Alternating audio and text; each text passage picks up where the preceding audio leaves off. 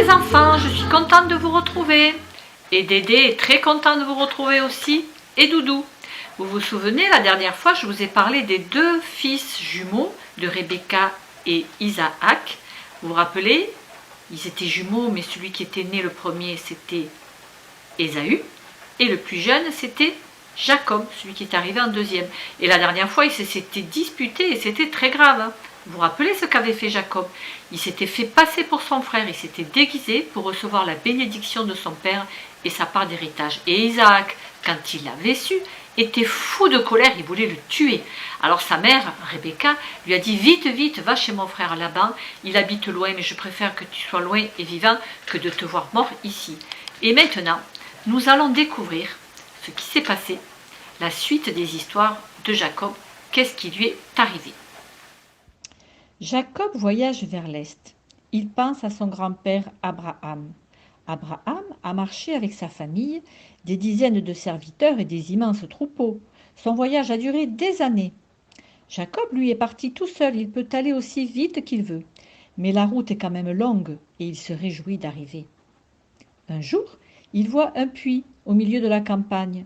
Il y a 3 troupeaux de moutons et de chèvres avec leurs bergers qui se reposent autour du puits. L'ouverture du puits est fermée par une grande pierre. Jacob demande aux bergers d'où ils viennent et ils répondent qu'ils viennent de Haran. Quelle chance pour Jacob, il est bien tombé du premier coup.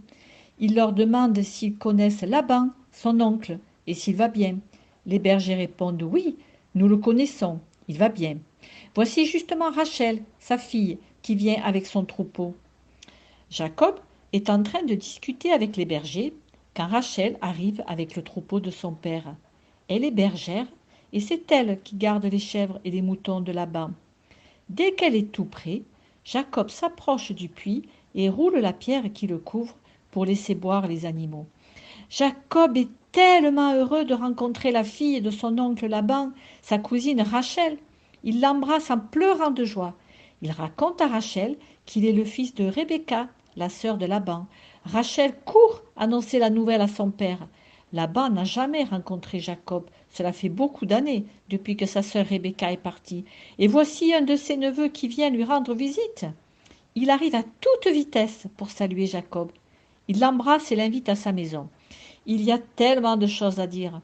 Jacob raconte tout ce qui s'est passé chez eux depuis le mariage de Rebecca et Isaac et la naissance des jumeaux, lui-même et son frère Ésaü. Laban dit « Tu es vraiment de ma famille, du même sang que moi. » Et Jacob reste chez Laban. Dis-moi, Dédé, pourquoi Jacob s'est arrêté devant le puits? Eh bien, tu sais, le puits, c'est un lieu de vie, c'est un lieu essentiel. Tu sais pourquoi? Parce qu'il y a de l'eau, et l'eau, c'est la vie. Mais il ne connaissait pas ces gens, il ne risquait rien. Et non, d'ailleurs, tu as vu, il leur a demandé d'où ils venaient. C'est important de mieux connaître l'autre pour mieux le comprendre, de lui poser des questions, de savoir d'où il vient, ce qu'il fait. Et comme ça permet de mieux se comprendre. En tout cas, il a eu de la chance de tomber sur quelqu'un de sa famille. Et oui, tu vois, Dieu l'a béni, il a pris soin de lui et il a mis sur sa route les personnes dont il avait besoin.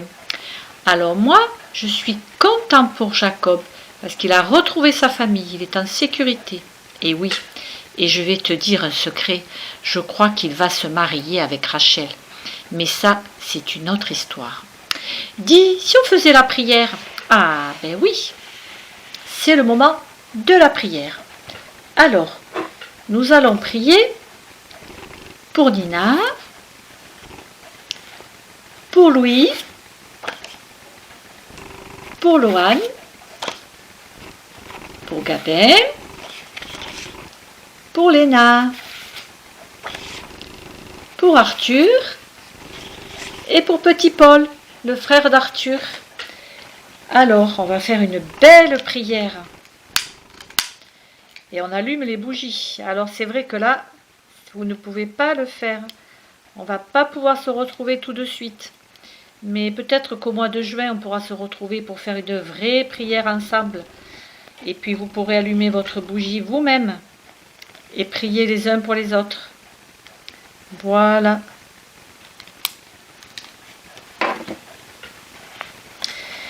Seigneur, je voudrais te dire merci pour ceux qui nous entourent. Merci mon Dieu parce que je ne suis pas seule. Merci pour mes parents, pour mes frères et sœurs. Merci pour mes cousins, mes grands-parents, mes oncles et mes tantes. Merci pour mes copains et mes copines. Merci pour tous ceux qui prennent soin de moi, à l'école, quand je suis malade, quand je fais des activités. Merci aussi pour les gens qui font que mon village, mon quartier, ma ville restent propres, pour ceux qui conduisent les bus et les trains, pour les marchands, les paysans. Merci mon Dieu, parce que je ne suis pas seule et que tu as mis plein de gens autour de moi. La vie est tellement plus belle à cause d'eux. Amen. Et maintenant, nous allons chanter un chant que vous connaissez peut-être. Je vais vous montrer comment on fait les gestes pour ce chant. C'est Dieu est bon pour moi. Dieu est bon pour moi, Dieu est bon pour moi, il prend ma main, il me soutient. Dieu est bon pour moi, Dieu est bon pour moi, Dieu est bon pour moi, il prend ma main, il me soutient. Dieu est bon pour moi. Et voilà. Encore un coup peut-être? Non, la prochaine fois. Alors la prochaine fois, ça sera encore une séance par vidéo. Et puis on se retrouvera tous au mois de juin pour faire un grand jeu. Et peut-être, si on peut, une petite fête avec vos parents. Allez, au revoir les loulous. À très bientôt.